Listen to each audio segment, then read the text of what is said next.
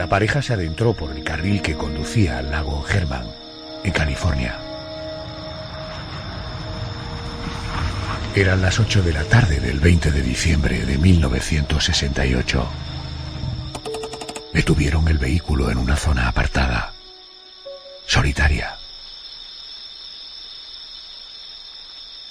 En torno a las 11 de la noche, un coche paró a pocos metros, muy cerca de ellos. ¿Quién es ese? El conductor, un hombre robusto, les hizo señales para que salieran del coche. David Faraday y Betty Lou Jensen, asustados, se negaron a bajar del vehículo. En ese momento, el desconocido se acercó a ellos, pistola en mano. La siguiente escena fue propia de una película de terror.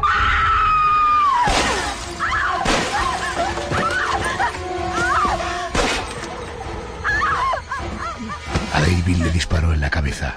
El cráneo estalló en 1000 pedazos. No.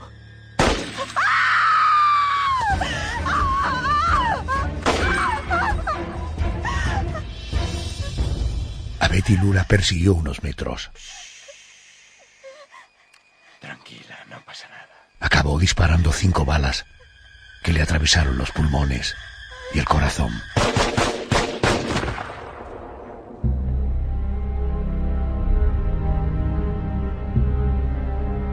Aquel fue el comienzo del reguero de asesinatos de un criminal al que apodaron el asesino del Zodíaco. Un personaje perverso que en las cartas que envió a la policía y al periódico de San Francisco aseguraba haber matado a 37 personas. Fueron centenares los sospechosos a los que investigó la policía, más de 2500, pero sus huellas dactilares no coincidían con las que aparecieron en una cabina telefónica, desde la que el criminal llamó a la policía. Departamento de Policía de Vallejo. Quiero informar de un doble asesinato. ¿Puede decirme su nombre y de A 1,5 dónde nos llama? kilómetros hacia el este, por la Columbus en dirección al parque. Encontrarán a unos chicos en un coche marrón. Los he matado con una Luger 9 milímetros. Adiós. Casi 50 años después de su primer asesinato, la identidad del asesino del Zodíaco sigue siendo un misterio. Y los crímenes que cometió son crímenes sin resolver.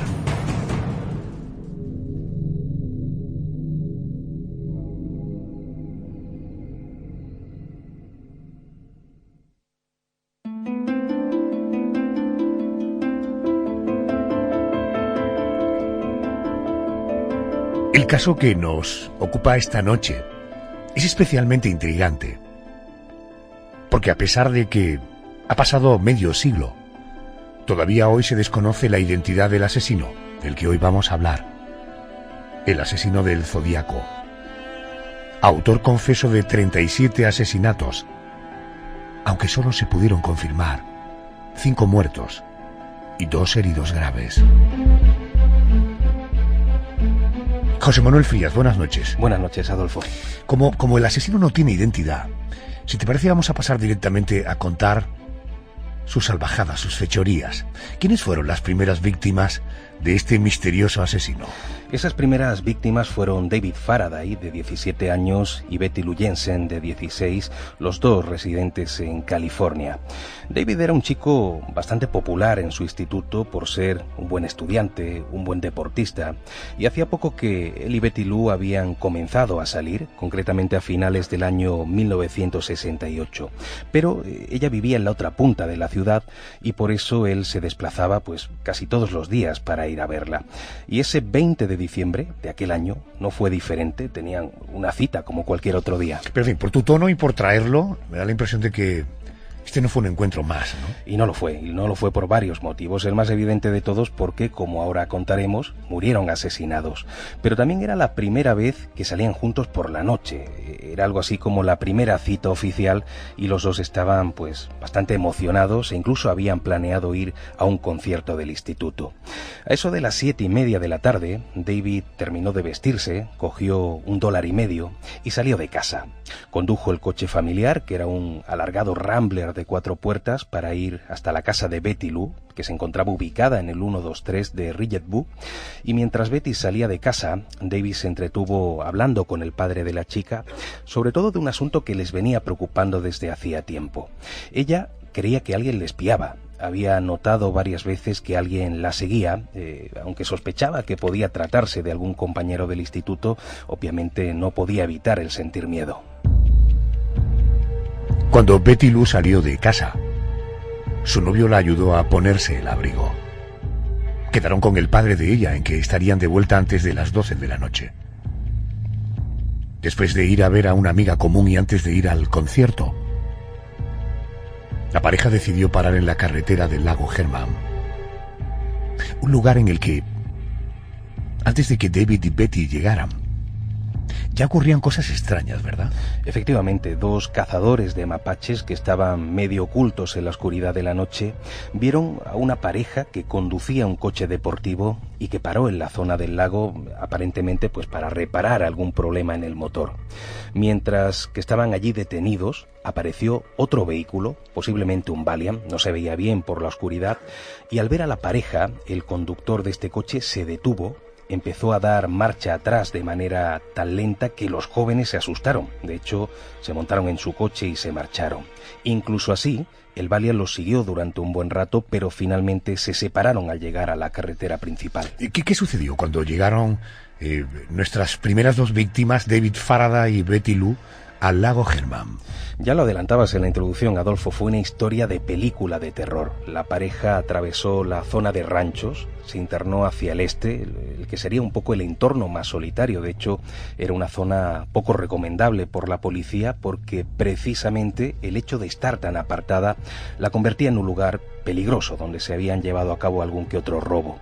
Eran poco más de las 8 de la tarde cuando esta pareja se detiene junto a la estación de bombeo, enciende la calefacción, la chica puso su chaqueta en el asiento trasero, David reclinó su asiento para atrás y ambos se abrazaron. De hecho, así los vieron unos rancheros que pasaron por allí a eso de las 10 de la noche y allí seguían a su vuelta a eso de las 11. En aquel momento, los 2 cazadores de mapaches que estaban a punto de marcharse vieron aparecer otro vehículo que iluminó al coche de la pareja. Paró a su lado, a 2 metros de distancia. ¿Puedo hacerte una pregunta? Vale. ¿Sabías que la distancia desde aquí hasta aquí es igual que la distancia desde aquí hasta aquí? No, no lo sabía. Pues ya lo sabes. Es muy agradable.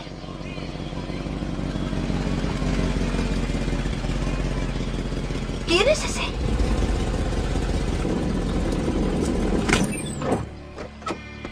No lo sé.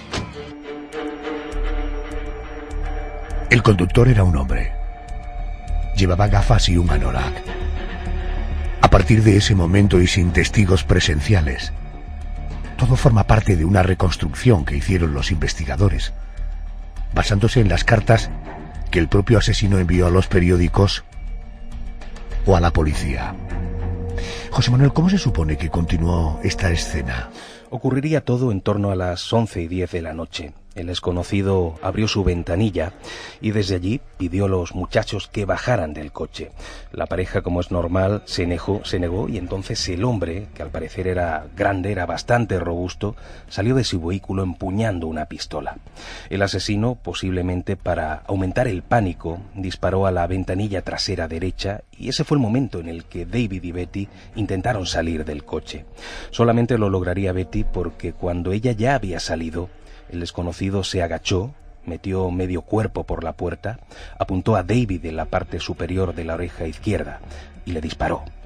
Fíjate, dijeron los agentes cuando estuvieron posteriormente en la escena del crimen, que la cabeza del chico, literalmente, explotó.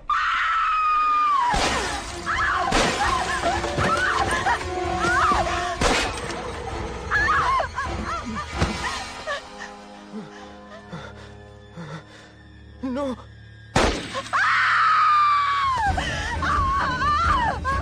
¡Alto!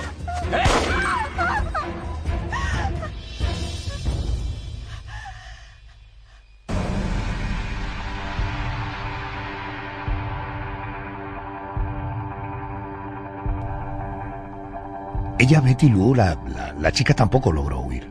No, ella solamente vivió unos minutos más. Aunque había salido corriendo, parece que el asesino tenía tal puntería que, a pesar de estar los dos en movimiento, a pesar de que el terreno era inestable y de la oscuridad, disparó 5 veces e impactó las 5 contra la espalda de Betty, que cayó muerta boca abajo pocos metros más adelante.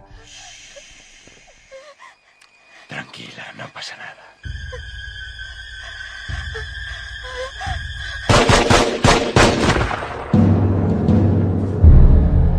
Algún tiempo después, unos granjeros pasaron por la zona y al ver a 2 personas tiradas en el suelo, aceleraron para llegar a algún lugar desde el que pedir auxilio. En una gasolinera cercana, se encontraron con una patrulla de policía y les contaron lo que habían visto. Así fue como comenzó una investigación capitaneada por el juez de instrucción del condado, Dan Horan, pero los interrogatorios y los seguimientos a cualquier sospechoso quedaron en nada. El asesino había salido impune, y aquel fue solo el inicio de su terrorífica andadura criminal. ¿Sabéis lo importante que es coger a este cabrón y hacerlo rápido? En esta zona no ha habido muertes así en años. Esos buitres no nos dejarán en paz hasta que metamos a alguien en la cárcel. Es tu oportunidad. Dejo todo este asunto en tus manos. Resuélvelo, ¿vale? Sí, señor. La siguiente víctima fue la joven Darlene Ferrin. Fue el 4 de julio de 1969, sobre la medianoche. La chica iba en su coche en compañía de un amigo. De pronto, un vehículo de color blanco empezó a seguirles con tan poca discreción que Darlene se asustó y aceleró. Salió de la ciudad y entró en el recinto del campo de golf de Blue Rock Spring, otro lugar apartado al que solían acudir parejas por la noche. José Manuel, ¿qué ocurrió después? Pues Darlene, que era la que conducía, tuvo la mala suerte de dejarse dominar por los nervios y sin darse cuenta se salió del carril y chocó contra un árbol. El coche quedó completamente inutilizado y en ese momento llegó el otro vehículo que se ubicó de cara a ellos con las luces encendidas, cegando completamente a la pareja. De él se bajó un hombre que llevaba una linterna en la mano. Michelle pensó que se trataba de la policía y le dijo a Darlene que sacara su identificación mientras que él mismo buscaba la suya en el bolsillo trasero del pantalón. Por tanto, debo pensar que él pensaba que era la policía y no se trataba de la policía. No se trataba de la policía. De hecho, el desconocido se acercó a la ventanilla del copiloto, alumbró a la cara a Michael sin que éste pudiera ver el rostro que se escondía detrás de aquella luz, le apuntó con una pistola y disparó.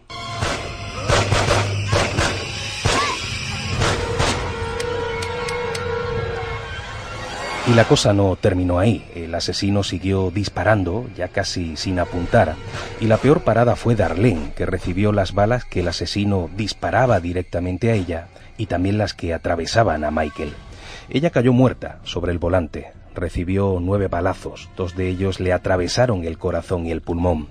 Antes de caer inconsciente, Michael pudo ver algo del rostro del agresor. Era un hombre de unos 30 años, corpulento, con el cabello castaño claro, rizado, cortado casi al estilo militar. El desconocido se marchó pensando que las 2 víctimas habían muerto, pero no sabía que Michael sobreviviría al ataque, así que volvió a su coche y se marchó a toda velocidad. Cuando Michael volvió en sí, apenas pudo pedir auxilio. Sangraba abundantemente por el cuello y una de las balas le había atravesado las 2 mejillas, la mandíbula y la lengua, impidiéndole incluso gritar. ¿Le has visto? ¿Le conocías de algo? Vamos, intenta recordar. ¿Has podido verle? ¿Cómo llevaba el pelo? ¿Y la ropa? Pelo corto, castaño creo, ropa oscura. Tranquilo, ya estamos aquí. ¿Y su coche? ¿Has visto su coche? Creo que era un Corvair. Hay que darse prisa. Nunca le había visto. Te vas a poner bien. Logan, necesito que vayas con él por si recuerda algo. Muy bien, señor. Si tiene alguna información, algo que sea vital, llámame inmediatamente. Poco después, unos adolescentes llegaron a la escena del crimen y avisaron a las autoridades. Darlene murió de camino al hospital. José, dicen las crónicas que el asesino se atrevió incluso a llamar a la policía. Sí, supongo que fue por su afán de protagonismo, pero el caso es que a eso de la 1:20 de la madrugada llamó desde una cabina comisaría diciendo lo siguiente. Diga, ¿departamento de policía? Quiero informar de un doble asesinato. Sí. Si van 1,5 kilómetros al este de Erickson Parkway hacia el parque público, encontrarán a unos chicos en un coche rojo. Espere un momento. Les he matado con una Luger 9 milímetros. Señor, por favor, espere. También maté a esos chicos el año pasado. Adiós. Señor, oiga.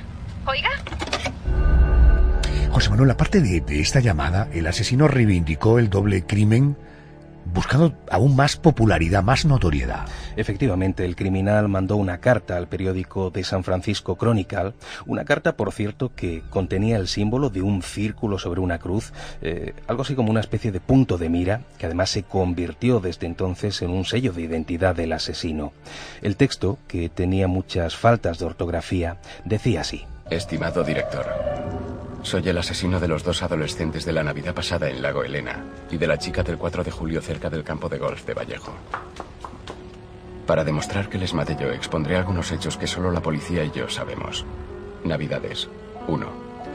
La marca de la munición era Super X. 2. Se hicieron 10 disparos. 3. El chico yacía boca arriba con los pies hacia el coche. 4. La chica yacía sobre su lado derecho, los pies hacia el oeste. 4 de julio. 1. La chica llevaba un pantalón estampado. 2. El chico también recibió un disparo en la rodilla. 3. La marca de la munición era Western.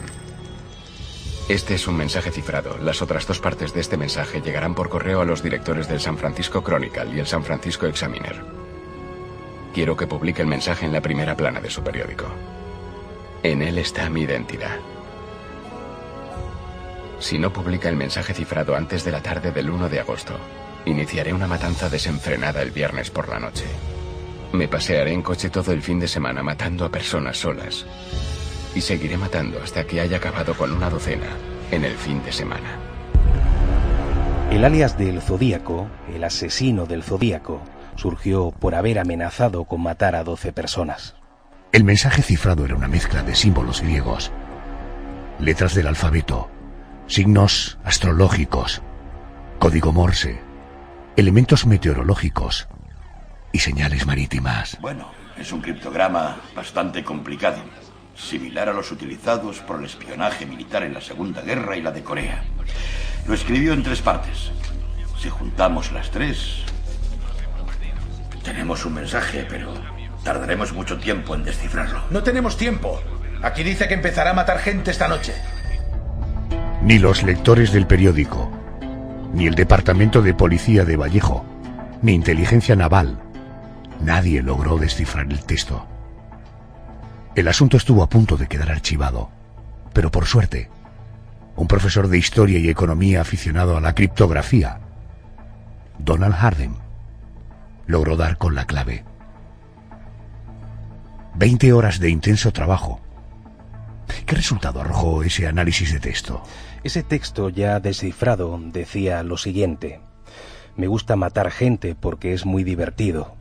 Es más divertido que cazar animales salvajes en el bosque, porque el hombre es el animal más peligroso de cazar. Algo hace que sea la experiencia más emocionante.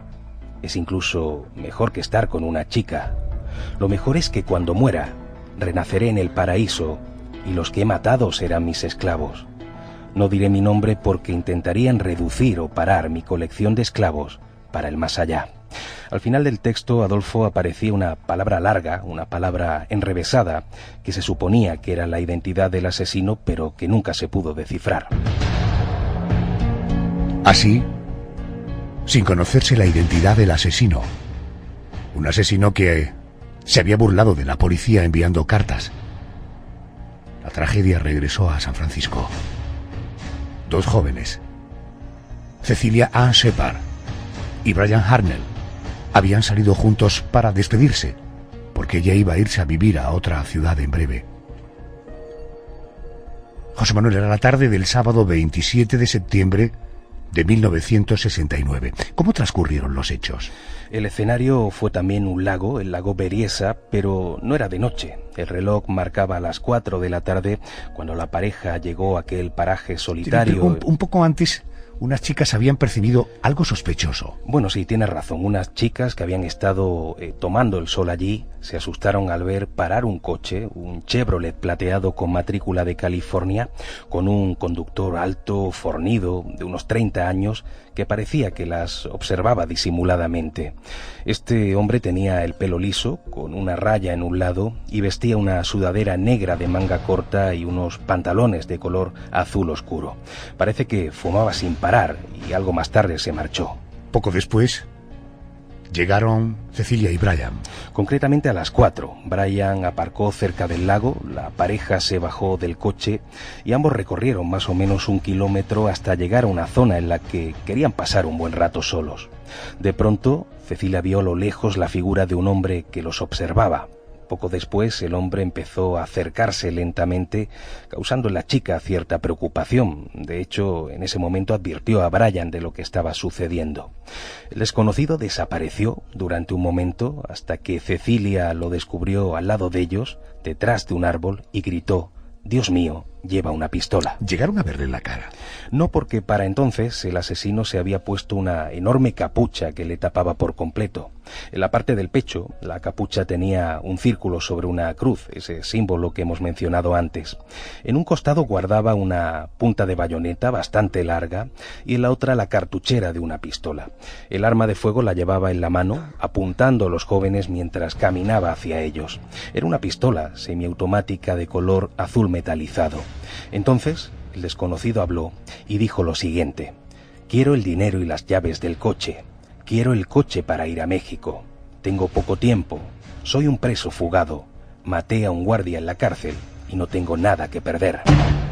El asesino del Zodíaco les lanzó una cuerda y le pidió a Cecilia que amordazara a Brian. Después, él mismo ató a la chica. Cuando ambos estuvieron inmovilizados, agarró al muchacho, lo puso de rodillas y lo apuñaló varias veces por la espalda con la bayoneta, salpicando de sangre el rostro de Cecilia. Después se fue a por ella. Le clavó el arma en el pecho, en la ingle, en el abdomen. En total, 24 puñaladas, marcando en su cuerpo el símbolo de la cruz y el círculo. ¿Qué ocurrió después? Después el asesino se acercó a la puerta del copiloto del coche de Brian y dejó grabada en ella, con el cuchillo, su famoso símbolo. Mientras tanto, la pareja, muy malherida, intentó desatarse, pero apenas pudieron moverse por la cantidad de sangre que estaban perdiendo. Por suerte, un padre y un hijo que caminaban por allí los descubrieron y pidieron ayuda. Rápidamente, las dos víctimas fueron trasladadas al hospital, pero Cecilia murió a las pocas horas. Brian sí sobrevivió y pudo contar lo sucedido. Este reciente ataque del asesino del Zodíaco demuestra que ese asesino desquiciado también desea buscar víctimas fuera de la zona de Vallejo. La policía parece incapaz de detener la orgía criminal del Zodíaco. Seguiremos después de unos anuncios. Desafiando de nuevo a la policía, el asesino del Zodíaco llamó a comisaría. Departamento de Policía de Napa, dígame. Quiero informar de un asesinato. Señor, ¿dónde sea? No, de un doble asesinato. Están 3 kilómetros al norte de la oficina central del parque. Vale, señor, pero podría... Están en un Volkswagen blanco, Karmann Kia. Señor, ¿ha dicho a 3 kilómetros de la oficina del parque? Señor, ¿puede decirme desde dónde llama, por favor? Soy yo quien lo ha hecho. La policía localizó la cabina y por primera vez pudo tomar una huella del criminal del mango del auricular. ¿Cuándo se produjo el que sería oficialmente su último asesinato? Fue el 11 de octubre de 1969 y la víctima sería el taxista Paul Steen, que recogió a un hombre robusto en la 9ª avenida de San Francisco, más o menos a eso de las 10 de la noche. El cliente le dio la dirección de un barrio residencial y el vehículo se puso en marcha. Al llegar al 3898 de la calle Washington, el cliente se echó hacia adelante, apuntó al taxista en la sien con una pistola, mientras le apretaba la garganta con el otro brazo. A Paul no le dio tiempo ni siquiera de huir, porque en ese momento el asesino disparó, destrozándole el cráneo. Después, como llegó a ver un testigo desde el otro lado de la calle, el desconocido le arrancó a la víctima un trozo de camisa y con ella frotó en las áreas del coche en las que recordaba haber podido dejar sus huellas. Cuando terminó, se marchó. Buenas noches, señores. Una gran noche para un robo chapucero. Sí, el tercero esta semana. ¿Será que como acaba el verano? Tengo patrullas a pie peinando el parque. Los perros están de camino. La víctima se llamaba Paul Stein. Doucet dice que ha muerto a las 10:10.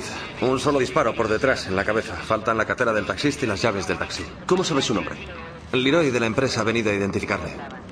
Es un barrio demasiado bueno para este tipo de incidentes, así que ya he llamado a la grúa. El forense está aquí. ¿Algún testigo? Los niños vieron al sospechoso desde esa ventana. ¿Qué hay de cierto que el asesino del Zodíaco no fue detenido pocos minutos después por un error de la centralita de policía? Bueno, esta parte es muy interesante porque el testigo al que antes hacía alusión llamó a comisaría y dio pues los detalles de lo que había visto, pero el policía que lo atendió, al tomar nota, se confundió y puso que el asesino era un hombre negro. Por eso, cuando llegó la policía al entorno del crimen y se tropezó con un hombre blanco, un hombre robusto que caminaba agitado y que era el asesino del Zodíaco, en lugar de detenerle, le preguntó si había visto un hombre negro por la zona. El asesino dijo que sí, que había visto a un negro con una pistola y que corría hacia el este. Los agentes se fueron hacia esa zona. Pues bien, de no haberse producido aquella confusión, la policía habría descubierto rastros de sangre en la ropa de aquel hombre. Disculpe. Dígame, ¿ha visto a alguien alejándose de ese taxi? ¿Qué? Señor, ¿ha visto algún negro adulto en los últimos minutos? Sí. Lo he visto. Iba hacia allí. Gracias. Váyase a casa. Y de nuevo al día siguiente del asesinato llegó una carta anónima al San Francisco Chronicle que decía: Le habla Zodíaco. Soy el asesino del taxista de la calle Washington con Maple de anoche. Para probarlo, aquí está un trozo ensangrentado de su camisa. Soy el mismo hombre que eliminó a esas personas en la zona de North Bay.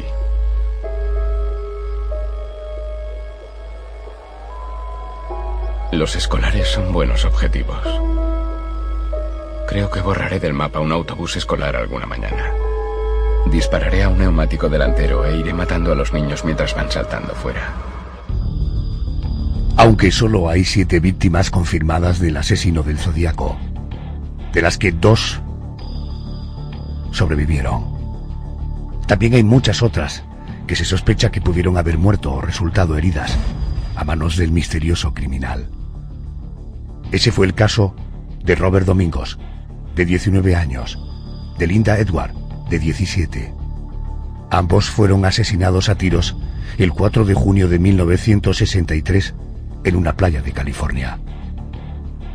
También se encontró cierta similitud con el modus operandi del asesino del Zodíaco en la muerte de Cherry Jo Bates, de 18 años, asesinada a puñaladas en el cuello con un machete el 30 de octubre del 66, en el mismo estado de California. Pero hubo más casos. ¿Qué otro caso se sospechó que pudiera haber estado relacionado con el asesino del Zodíaco? Hubo uno muy llamativo y en el que por suerte no murió nadie. Ocurrió el 22 de marzo de 1970 en la carretera 132 al oeste de California. Kathleen Jones conducía acompañada de su hija, un bebé de apenas 10 meses, cuando de pronto un coche que iba detrás le hizo señales con las luces y ella, pues pensando que había pasado algo, se detuvo. El desconocido desconocido, un hombre de nuevo corpulento, le dijo que su rueda trasera, la rueda de la mujer, estaba pinchada y se ofreció a mirarla. Seguramente el hombre, sin que ella se diera cuenta, pinchó la rueda en ese mismo momento y se ofreció a llevarla a una gasolinera para comprar otra. Ella, completamente confiada, se montó en el vehículo, pero a medio camino el agresor la amenazó diciendo que iba a matarla y que lo mejor que podría hacer era tirar a su hija por la ventana para que no sufriera daños peores. Creo que nos hemos pasado a una gasolinera. Estaba cerrada. Va por ahí ayudando a gente por la noche. Cuando acabo con ellos no necesitan mucha ayuda. Antes de matarte, voy a tirar al bebé por la ventanilla. Ella logró escapar, ¿verdad? Sí, fue en un descuido. Al frenar el desconocido el coche, ella se bajó y echó a correr. Lo que le salvó fue que pasara por allí un camión, porque en ese momento el agresor salió huyendo. Cuando la mujer fue a denunciar y vio en el tablón de anuncios de la comisaría el retrato robot del asesino del Zodíaco, aseguró que era el mismo que la había amenazado. Siguiendo esta cronología, Adolfo, hay un último caso que muchos relacionan con el protagonista de esta crónica negra. El 26 de septiembre de 1970, Donna Lass, una chica de 25 años, fue vista por última vez en South Lake, en California. Nunca más se supo de ella. De hecho, ni siquiera se encontró su cuerpo, por lo tanto no se sabe si fue asesinada, pero algunos piensan que el asesino del Zodíaco estuvo detrás de su desaparición. Hay un detalle, digamos, curioso que está relacionado con un periodista. Sí, esa historia demuestra a dónde puede conducir la obsesión de una persona. Resulta que un periodista de San Francisco, Paul Avery, comenzó a publicar artículos en los que insultaba al asesino del Zodíaco. Algo después, el propio criminal le mandó una carta en la que lo amenazaba de muerte. Pues bien, Paul se obsesionó tanto que no solamente comenzó a llevar encima una pistola, sino que incluso se dio a la bebida y aquello destrozó su carrera profesional, arruinándose por completo. El 24 de abril de 1978, después de un tiempo de silencio, el asesino del Zodíaco volvió a mandar una carta al periódico de San Francisco. El escrito número 27. En él decía: estoy aquí. Siempre he estado aquí. Los polis de mierda son buenos, pero yo soy más listo y mejor. Ellos se cansarán y me dejarán en paz. Estoy esperando una buena peli sobre mí. ¿Quién hará mi papel? Como dijimos al principio, nunca se detuvo al asesino. Pero se sospechó de alguien. Se sospechó, por ejemplo, de Marvin Bernell, el encargado de la proyección de una sala de cine. En el techo del inmueble en el que trabajaba había pintado un zodíaco y el símbolo que usaba el asesino era el mismo que el que se utilizaba antiguamente para marcar los rollos de las películas. Además, un periodista, Robert Graysmith, sacó a la luz algunas evidencias que lo convertían en sospechoso. Entre otras cosas, su letra, que era muy parecida a la del asesino. Pero la policía también sospechó, y bastante, de Arthur Lake Allen. Su rostro era muy parecido al del retrato robot. A este hombre le gustaba coleccionar armas, era muy aficionado a la caza, y una vez le dijo a su cuñada y a su hermano que la verdadera caza era la caza del hombre, y que el hombre era el animal más peligroso de cazar, tal y como comentó el asesino del Zodíaco en una de sus cartas. Hacía tiempo, además, que sus familiares estaban preocupados por sus problemas mentales. Supongo que si la policía sospechó de él, con pruebas tan de indicios, es porque manejaría más datos, ¿no? Sí, datos mucho peores. Por ejemplo, los agentes supieron que su hermano había descubierto en su habitación textos escritos en símbolos extraños, o incluso un cuchillo manchado con sangre que él aseguró que usaba para matar pollos. Pero por encima de todo, era un hombre que estaba ya fichado por haber violado a un niño en un colegio en el que había trabajado. La policía, además, puso la atención sobre él porque los propios familiares llamaron a comisaría para decir que sospechaban que Arthur era el asesino del Zodíaco. Pero cuando los agentes registraron sus pertenencias, no encontraron nada sospechoso y sus huellas dactilares no coincidían con las encontradas en la cabina telefónica. El Departamento de Policía de San Francisco llegó a investigar a más de 2.500 sospechosos en los años siguientes. Nunca dieron con la clave para detener al verdadero asesino del Zodíaco. En 2007, Deborah Pérez, de 47 años e hija de un carpintero del condado de Orams, llamado Wee Ward Hendrickson, fallecido en 1981, convocó una rueda de prensa para asegurar que su padre fue el asesino del Zodíaco. Dijo que de niña había estado presente en 2 de los asesinatos y que guardaba en casa trofeos de las víctimas, como las gafas del taxista Paul Stein. No fue tomada en cuenta, ya que sus propios familiares hablaron de sus problemas mentales y de su afán de protagonismo, asegurando que Wee, el sospechoso, no hubiera matado ni a una mosca. La policía cerró el caso del asesino del Zodíaco, por lo que en la actualidad su identidad sigue siendo un misterio y sus crímenes sin resolver.